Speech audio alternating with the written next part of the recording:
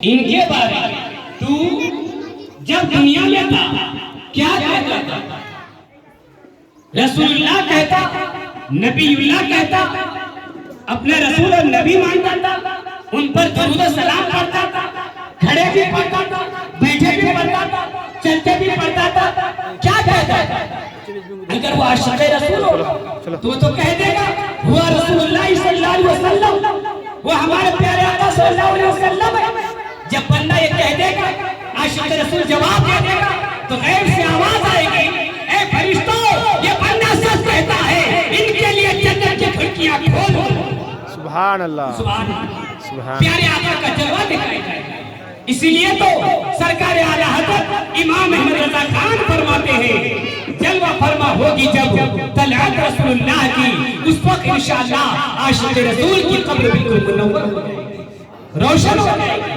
या ठहर कर मैं आपको ये बताऊं कि कब्र में नमाज के बारे में सवाल नहीं हो, रोजा के बारे में सवाल नहीं हो, हज के बारे में सवाल नहीं हो, ज़कात के बारे में सवाल नहीं होगा, दीगर नेक अमाल के बारे में सवाल नहीं होगा। फिर किसका सवाल होगा? आदत का सवाल होगा। तुम्हारी आदत कैसी थी? आदत क्या थी?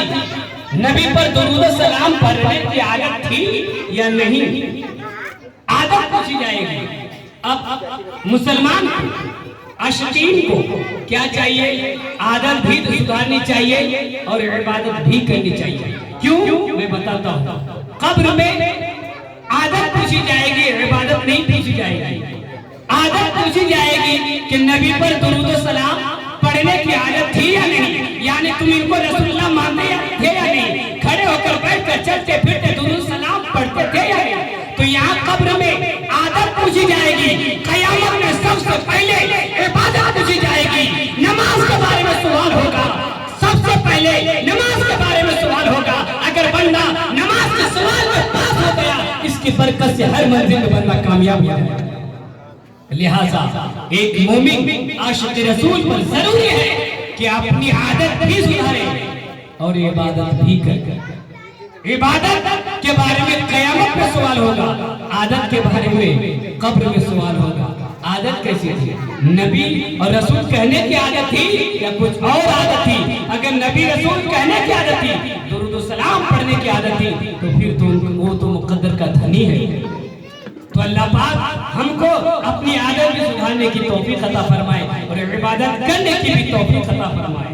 आखिर शेर सरकार आला हजरत जो मक्ता में इरशाद फरमाते, मुलाहिजा फरमाए, ऐ रज़ा खुदे साहिबे मद्दाह है मद्दाह हुज़ूर, ऐ रज़ा खुदे साहिबे कुरआन है मद्दाह हुज़ूर, तुझसे कब मुमकिन है मिदहते सुभान अल्लाह, रसूलुल्लाह की, तुझसे कब मुमकिन है मिदहते रसूलुल्लाह की।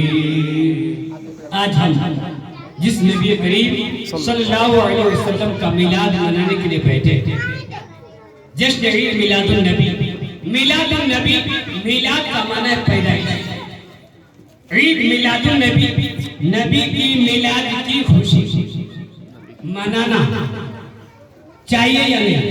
अभी कुछ दिन पीछे मेरे पास सवाल आया दूसरी जगह से, मुडलगिर से, गोकाक से आगे सवाल आया, हजरत मिलाद मनाना कि नहीं? मैं बोला मनाना। उधर से सवाल हुआ, जवाब, हजरत उस दिन तो हमारे नबी पैदा हुए, फिर उसी दिन इंतकाल किए, तो फिर खुशी कैसे मनाना, गम मनाना? तो मैं बोला आप कौन, मुसलमान या गैर मुस्लिम? आप हैं कौन? ये सवाल करने वाला कौन है? मुसलमान है या गैर मुस्लिम है? तो उसने कहा मैं तो मुसलमान हूं। और मुसलमान तो मैं कहा आप मुसलमान है तो इस्लाम को मानते हैं? बोले हाँ इस्लाम को मानता हूं। तो मैंने कहा इस्लाम क्या कहता है, गम मनाने कहता है या खुशी मनाने कहता है? उसने कहा हजरत जब इंतकाल किया तो गम मनाना कि नहीं? मैंने कहा ये बताइए 3 दिन से ज्यादा जिस औरत का शौहर इंतकाल किया कर जाए उसके लिए 4 महीने 10 दिन है, गम मनाने का हुक्म है। वो घर में रहेगी, बनाव श्रृंगार नहीं करेगी, मगर आम आदमी कोई भाई बेटा रिश्तेदार कोई भी इंतकाल कर जाए, घर का कोई फर्द इंतकाल कर जाए, 3 दिन से ज्यादा गम मनाना जायज नहीं है। कोई इंतकाल कर गया 3 दिन से ज्यादा इस्लाम कहता है गम मनाना जायज नहीं। और हमारे नबी सल्लल्लाहु अलैहि वसल्लम के इंतकाल फरमाए हुए वफात करते हुए 1000 साल से ज्यादा हो गए। अब एक पहलू मगर गौर करें, ये है कौन नबी? नबी मरता नहीं, नबी मरता नहीं है, बल्कि होता क्या है, सिर्फ अल्लाह का जो हुक्म है कि हर नफ्स को, हर जान को मौत का मजा चखना है। इस हुक्म पर अमल के लिए अल्लाह ताला वक्ती तौर पर लम्हा भर के लिए सिर्फ इस दुनिया से उस दुनिया में आखिरत की तरफ मुंतकिल करने के लिए लम्हा भर के लिए मौत आई। फिर जैसा जमीन के ऊपर जिंदा थे उससे कहीं ज्यादा जमीन के अंदर जिंदा हो गए। और हदीस में कि अल्लाह पाक ने जमीन पर हराम कर दिया है कि जमीन नबियों के जिस्म को खाए। अल्लाह के नबी जिंदा है, उसे रिस्क दिया जाता है, ये हदीस में। तो आप सुने, नबी जिंदा है, जब जिंदा है तो फिर गम क्यों मनाना? एक बात। दूसरी बात मैं बता दिया कि इंतकाल जब करता है 3 दिन ही गम मनाने का हुक्म है, या तो 1000 साल से ज्यादा हो गए। तो अब फिर गम मनाने का क्या मतलब? आपके दादा, आपके आपा, आपके नाना, आपका बेटा इंतकाल किए 15, 22, 1 महीना, 2 महीना, 6 महीना, 10 साल, 20 साल हो गए, आप गम मनाते नहीं? गम मनाते। आपके बाप दादा इंतकाल किया और वो जन्नत में जहन्नम में कुछ पता नहीं, वो जन्नत में जहन्नम में पता नहीं, उनका आप गम नहीं मनाते। हमारे नबी तो जन्नत के मालिक है, उनका गम कैसे मनाएंगे? सुभान अल्लाह। बेशक हमारे नबी जन्नत के मालिक है, वो तो कब्र के अंदर जिंदा है। हदीस पाक में है अंबिया किराम कब्र में नमाज भी पढ़ते हैं, वो जिंदा है हदीस में। लिहाजा ये सवाल ऐसा नहीं करना चाहिए कि गम मनाओ। गम मनाया नहीं जाता, खुशी मनाई जाती है, खुशियां मनाना चाहिए। और जो खुशियां मनाता है उसको क्या मिलेगा? सरकार आला हजरत इमाम अहले सुन्नत फतवा रज़विया शरीफ जिल्द 23 में इरशाद फरमाते हैं, एक नाइब रसूल आलिम दीन प्यारे आका सल्लल्लाहु अलैहि वसल्लम को ख्वाब में देखा। और जो नबी को देखता है हकीकत में नबी को देखता है। क्यों? कि शैतान किसी और इंसान की शक्ल में आ सकता है मगर नबी की शक्ल में नहीं आ सकता। नाइब रसूल आलिम दीन ख्वाब में प्यारे आका सल्लल्लाहु अलैहि वसल्लम का दीदार कर रहा है, ज़ियारत हो रही है। ये आलिम दीन ने अर्ज किया, सवाल किया, या रसूलुल्लाह सल्लल्लाहु अलैहि वसल्लम, आपके कुछ चाहने वाले, आपके कलमा पढ़ने वाले हर साल मीलाद मनाते हैं। मीलाद का मतलब उसमें क्या करते हैं? खाना खाते हैं, खिलाते हैं, रोजा रखते हैं, जुलूस निकालते हैं, झंडे लगाते हैं, खुशियां मनाते हैं। ऐसा करते हैं या रसूलुल्लाह, क्या ऐसा करने से आप खुश होते हैं? ये सवाल नबी से ही हुआ। जो हर साल आपका मीलाद मनाता है, खुशियां मनाता है, क्या आप उससे खुश होते हैं? प्यारे आका का जवाब सुने और एक कलमा पढ़ने वालों अपना ईमान ताजा करें। मेरे प्यारे आका सल्लल्लाहु अलैहि वसल्लम इरशाद फरमाते हैं, सुनो, जो मुझसे खुश होता है हम उससे खुश हो जाते हैं। जो मुझसे खुश होता है हम उससे खुश होते हैं। अब समझ जाए, आपके घर में पोता पैदा हुआ तो दादा खुशी को होती है, बेटा पैदा हुआ खुशी बाप को होती है, भाई पैदा हुआ खुशी भाई को होती है, नाती पैदा हुआ खुशी नानी को होती है, और पोता पैदा हुआ दादी को खुशी होती है। तो जो मोहब्बत करने वाले हैं उनको खुशी होती है, कोई और होता है जो गम होता है। खुशी किसको होती है? जो मोहब्बत करने वाले होते हैं। खुशी किसको होती है? बोलिए। मोहब्बत करने वाले को होती है ना, कुछ और करने वाले को कैसे खुशी होगी? आपका भतीजा, आपका बेटा, आपका पोतरा, आपका नवासा जो पैदा होता है आप ही को खुशी होगी। तो पैदा कौन हुए? हमारे नबी पैदा हुए। अब जिनके नबी पैदा हुए वो खुशियां मने।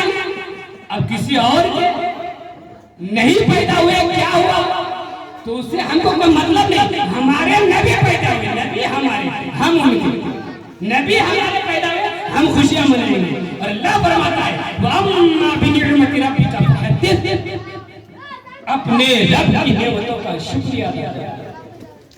अल्लाह की नेमत का शुक्र अदा करने का हुक्म अल्लाह पाक कुरान में देता है कि अपने रब की नेमतों का शुक्र अदा करो। आप लोग तवज्जो दो, मैं आपसे पूछता हूँ, अल्लाह की नेमत इस जमीन के ऊपर आपके लिए, हमारे लिए सबसे बढ़कर क्या है? हमारे पास माँ बाप, भाई बहन है, रिश्तेदार है, बीवी बच्चे हैं, जमीन है, आसमान है, चांद सूरज है, दरिया है, पहाड़ है, पेड़ पौधे हैं, ये सब अल्लाह की नेमतें हैं।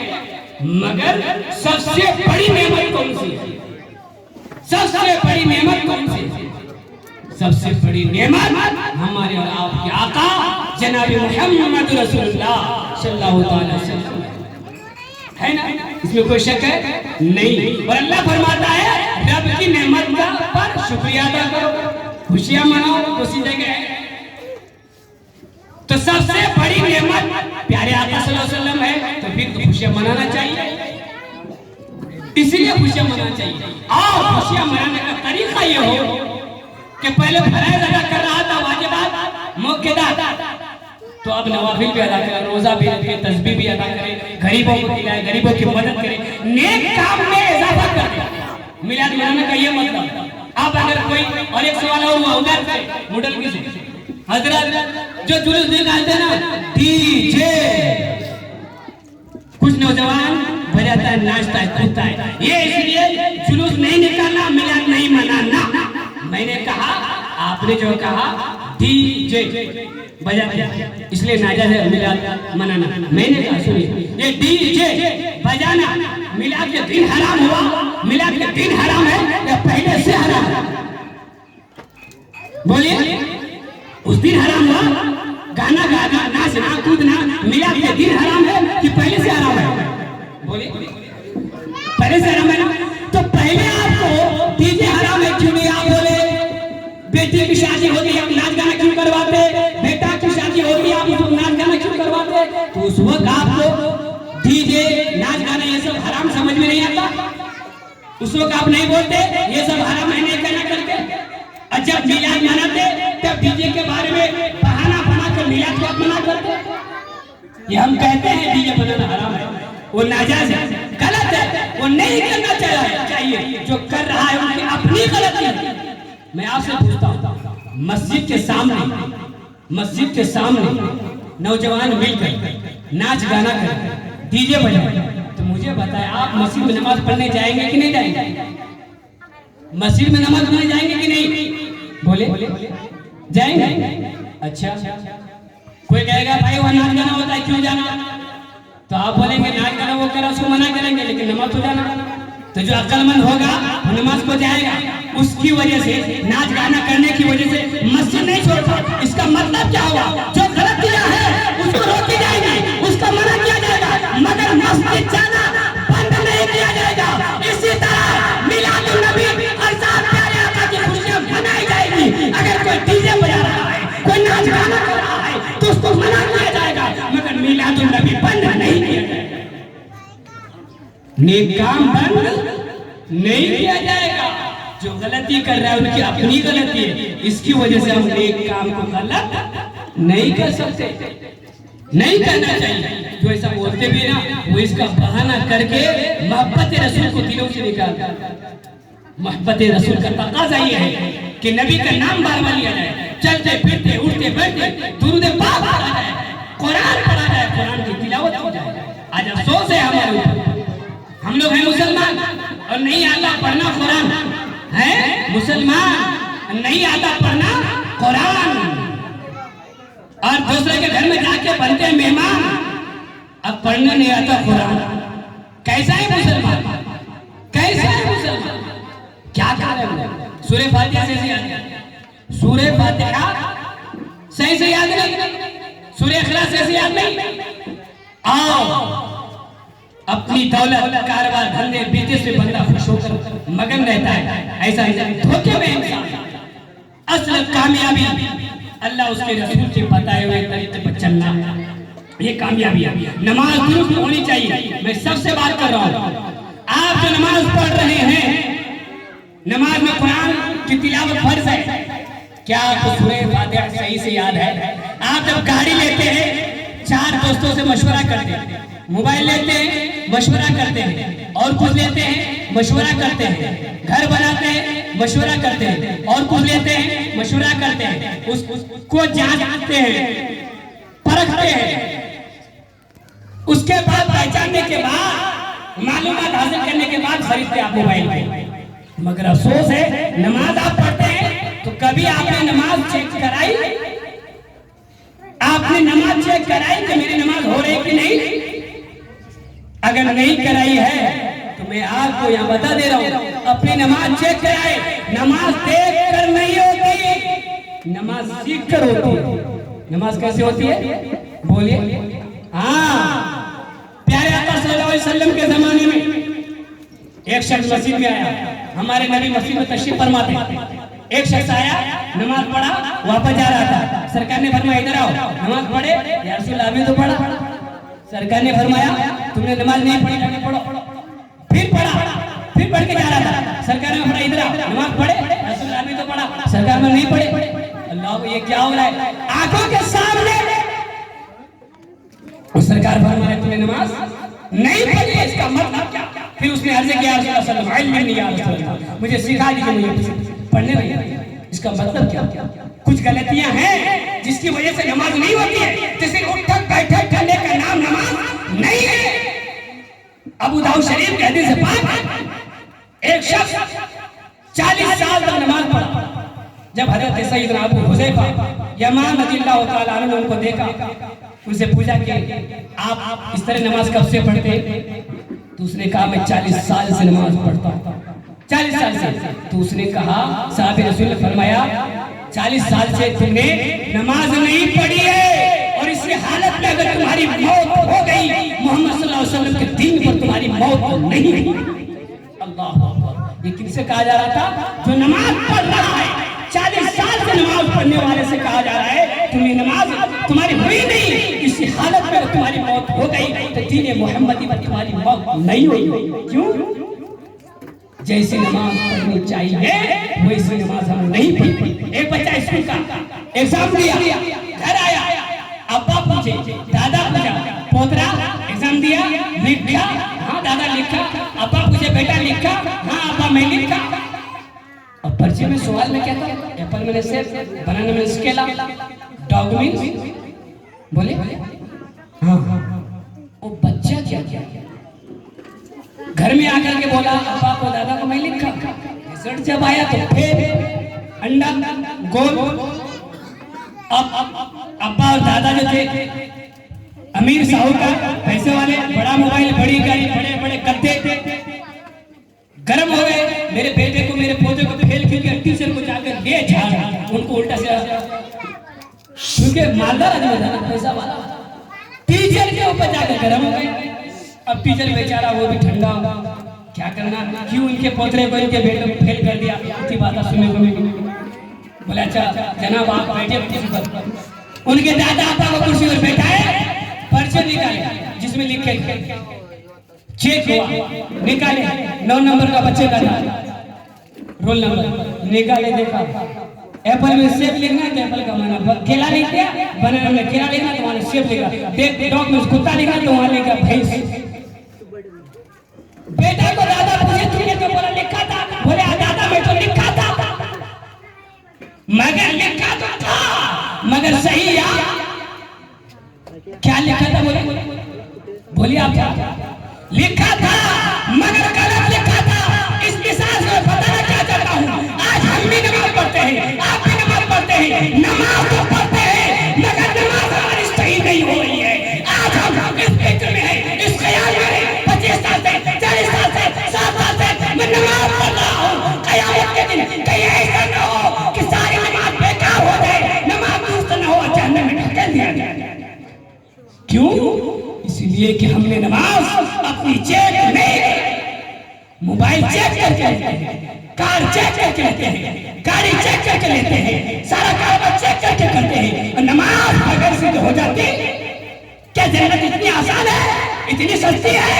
प्यारे आका फरमाते हैं अस्सलातु मिफ्ताहुल जन्नह, नमाज जन्नत की चाबी है, नमाज मेरी आंखों की ठंडक है। क्या हमने अपने आका की आंखों को ठंडक पहुंचाने की सही कोशिश की?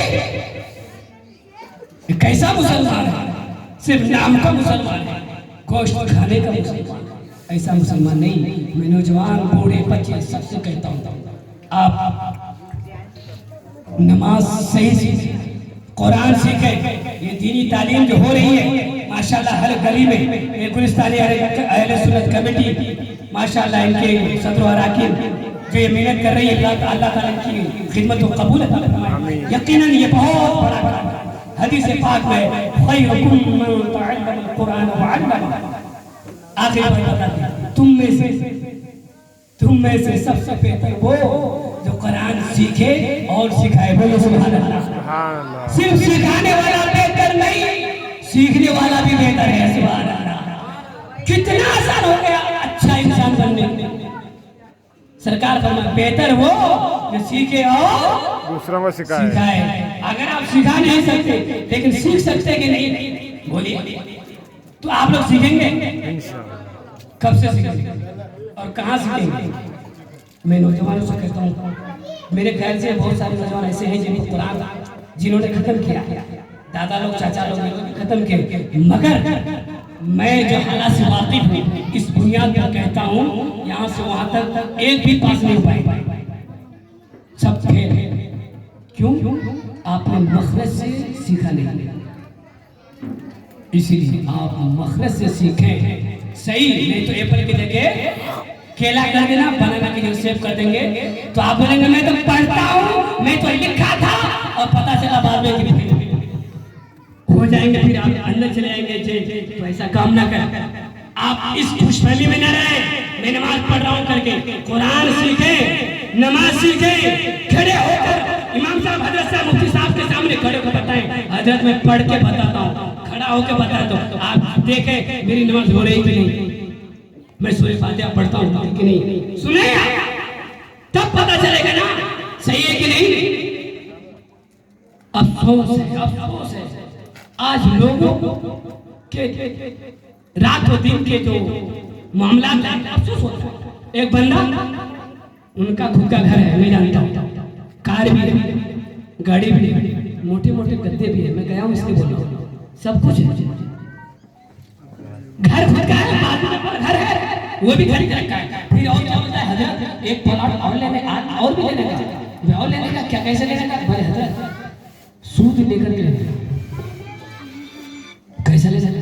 सूद लेकर के और एक प्लॉट लेना चाहता है। अफसोस है, खुद का घर है, कार है, गाड़ी है, बंगला है, जमीन है, सब कुछ है, फिर ये पढ़ाने के चक्कर में, अरे नादार इंसान, तू इतनी दौलत करेगा क्या? सिर्फ इसी को दौलत समझता है, कुरान की दौलत कब कर सकेगा, नमाज की दौलत कब सकेगा, आखिरत की तैयारी कब करेगा? वो भी ये सूद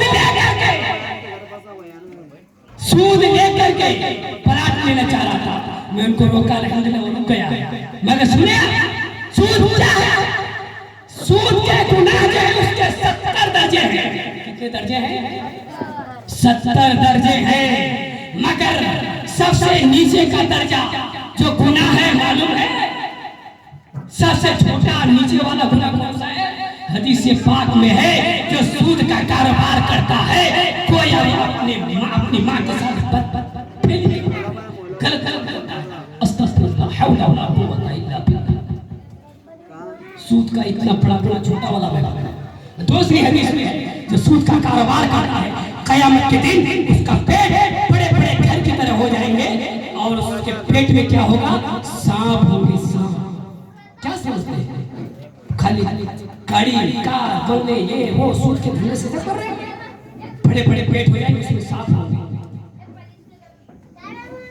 इतना बड़ा जुर्म है सूद के कारोबार करने वाले। मैं कहना ये चाहता हूँ, तो सिर्फ कारोबार बिजनेस में न रहे, इसी को सिर्फ दौलत ना समझे। नमाज पढ़ना ये भी दौलत समझे, कुरान पढ़ना ये भी दौलत समझे, नेक काम करना ये भी दौलत समझे। और मैं कहता हूँ असल दौलत यही है। जब आपकी आंख बंद हो जाएगी ये सारी प्रॉपर्टी, ये दौलत रह जाएगी। आप भी जानते, मैं भी जानता हूँ, खाली हाथ जाएंगे, लेकर जाएंगे। औलाद माल जब तक आप जिंदा हैं तब तक आपका है, औलाद कब्र तक आपकी है, पहुंचा देंगे बस। और कब्र में आमान। इसलिए हम सुधारें, नमाज सही करें, कुरान सही करें, दीगर अमाल सही करें। बातें बहुत है, मुफ्ती साहब की तकरीर समाप्त करनी है, तो इंशाअल्लाह कुरान दुरुस्त करेंगे इंशाअल्लाह। मेरी बात दिल में लीजिए, दिल में लीजिए और अल्लाह को राज़ी करने के लिए काम कीजिए। वरना इतनी मेहनत के आप लोग भी आए हैं, क्या फायदा होगा? लोग सुन करके पक गए। सिर्फ सुनिए मत, सुन करके कुछ अमल की कोशिश। सुन करके 22 साल 25 साल 60 साल सुन करके कितने बड़े हो गए। सिर्फ सुनिए मत, कुछ अमल। कुरान सही सीखिए, जो मैं बताया आपको।